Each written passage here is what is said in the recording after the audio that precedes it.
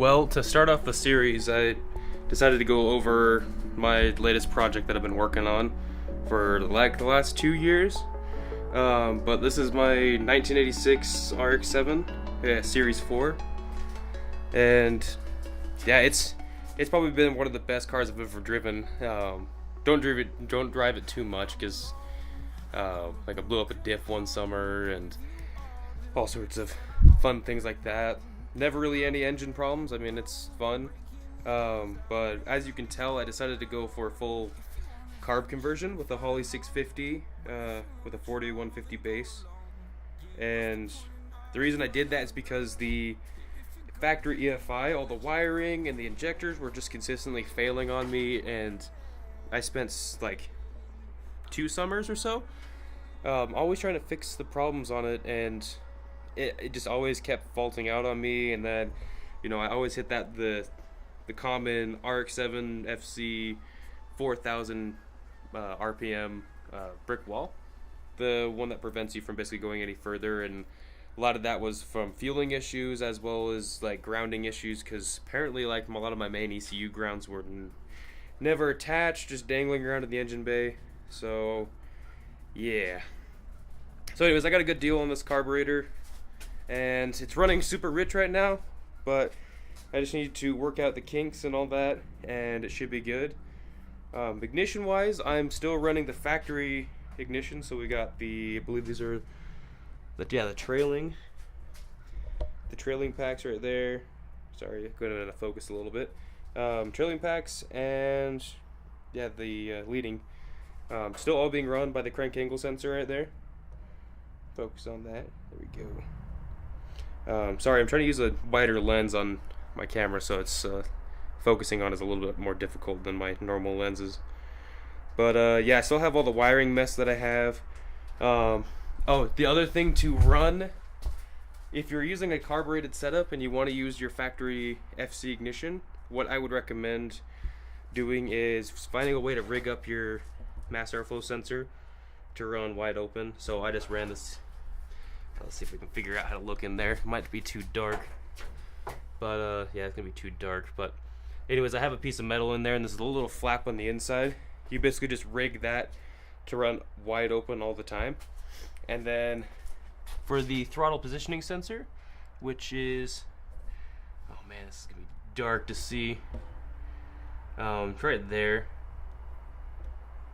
But to run that, you just have to have it plugged in and run wide open, and that's pretty much all you have to do to have it run.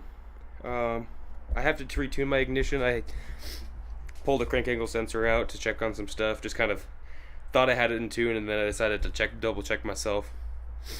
But yeah, so far that's what I got set up for that. Carburetor, yeah, again, super rich. I need to readjust all that whole thing, but it was running really good, running really fine. The reason it's running rich and I want to fix is you kind of see a little bit of residue on the hood, but it's been splashing some fuel out on top of the hood, and I don't want it to accidentally backfire and light my FC on fire, because that was one of the things I was happy to get rid of, was the pulsation dampener, so I don't have to worry about engine fires. But yeah, other things I've done to this was it's converted over to manual steering from power steering, because it is a GXL, but power steering pump failed on me, and then the everything just basically kind of like locked up on the stock rack and pinion. So I just took that out and swapped it out for a manual one, because I didn't like the toughness, I guess, of the depowered rack. Yeah, other than that, I mean, got dual alternator pulley, and oh yeah, the oil metering pump, I'm still running that, but the 2 injectors on the top are still functional. The other one I spliced together, surprisingly using a steel like fish tank line connector, which I figure is oil safe if it's steel. Having that feed into this Jones soda bottle, and there's a little bit of oil in the bottom of there. Yeah, it's I mean, I need to just route that. That's one of the things I still need to finish up. Throttle cable wise, I just attached that on there using the old stock air pump bracket. So the air pump that controls the emissions kind of plugs into the headers down there. I repainted this car, so it used to have like all these weird yellow stripes, and wasn't too much of a fan of that. It was just kind of there, and then I got rear-ended by a drunk driver, and that was, yeah, so I had to repair the whole rear end. A lot of Bondo and some pushing out crumpled metal. I might go back and reinforce it with some fiberglass, or maybe even some carbon, but until then I'm just gonna leave it how it is. But yeah, I repainted the whole car, and then my buddy Logan Hall, he had some extra body panel pieces that he was just gonna get rid of, so I decided to go and pick those up. Get the light on that. Black on black in a dark garage with no lighting, well, minimal lighting, not the best, but yeah. So it's the Duraflex kit, as much as you can see that.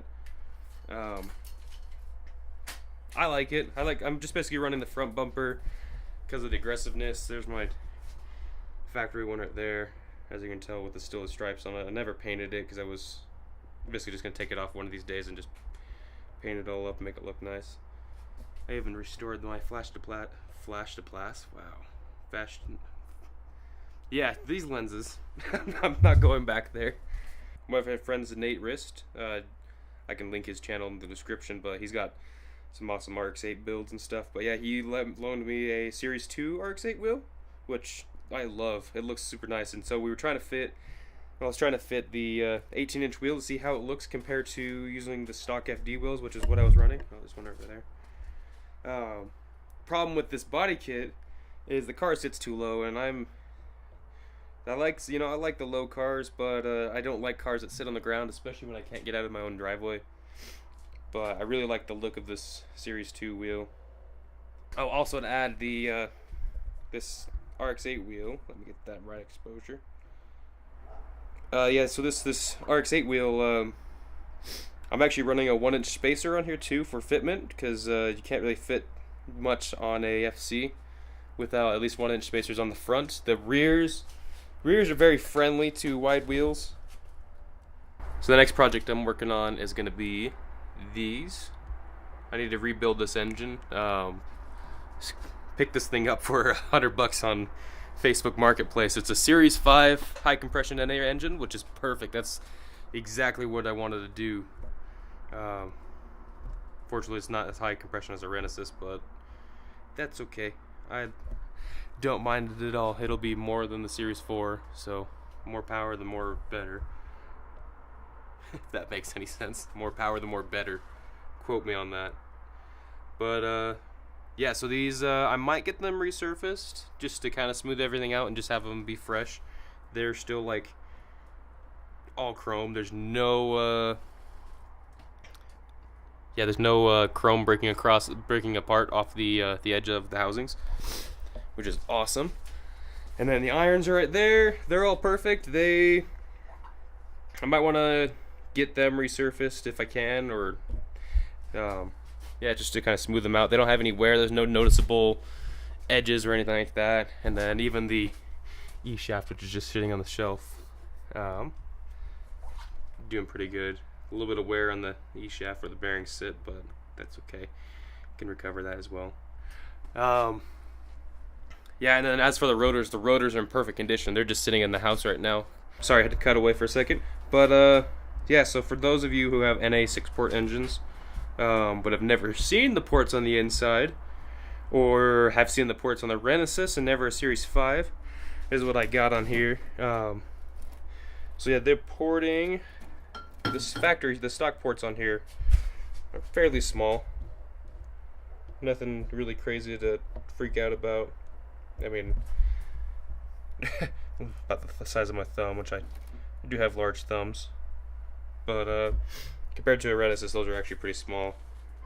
But what I'm hoping to do just to get some power out of it is, I notice since it's a small port, doing kind of like an extension, like sort of like a street port would be nice. But I think because of how thick this wall area is right there, I'm just gonna go all out and do a bridge. I'm probably just going to do the top section and do a fat bridge right there, and then just leave this port alone, maybe extend it out a little bit so that way get a little bit more timing and more air, which is the best. But this is my girlfriend's 5-letter. It's badass. Yeah, she picked this up, and really good condition. Still got some snow on there. I cleared off the snow, but the hood is all iced up right now, which is okay. If I start up the engine, it'll warm up pretty quickly. But sorry to be all zoomed in. Yeah, 5-letter. It's a 13B EFI, which her EFI is also having a little bit of issues, but not as bad as mine. I mean, it's completely factory. There's the AC still works in it, surprisingly. Like, it's beautiful. Some sweet wheels. But yeah, that's my project. That's getting caught up on my car stuff.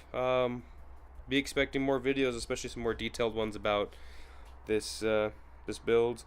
A lot more events that we go to and stuff. There's a lot of them that I went to last year and the year before that I never really documented or got around to doing. Yeah, I had to. My computer was absolute garbage. I was editing on an old laptop with just an i5 integrated graphics. Terrible. Don't ever edit on that. And then so my Premiere, I decided to cancel Premiere because I was like, it's $50 a month. I could save so much money doing something else. And then the moment I canceled it, I was like, man, I want to make more videos again. So I went and built myself a gaming PC. Nothing crazy, just Ryzen 3 2200G with a RX 570, 8GB, the important part. And then I'm trying to relearn DaVinci right now, because I had a full license because I'm currently shooting on a Blackmagic cinema camera. But which is also the reason why everything's kind of hard to focus and zoom on, is because I'm shooting with an 18mm lens right now. Well, actually it's an 18 to 35mm, but it's yeah, it's kind of hard to work in closed spaces with this because of the crop factor, but yeah. Sorry, more nerdy stuff. Probably not interested in that. Probably more interested in these. Yeah. Look at those. But yeah, be expecting a lot more projects and stuff coming up soon. Got all sorts of fun things collected over the winter and all sorts of that. Steering wheels, engines, blocks, all this random shiz. But yeah, I might even have to. This engine will probably come out eventually too once I have the other one built. It'll be sweet. But yeah, thanks for hanging out with me and listening to my boringness. Yeah, here's that's my project. Be expecting more. Stick around.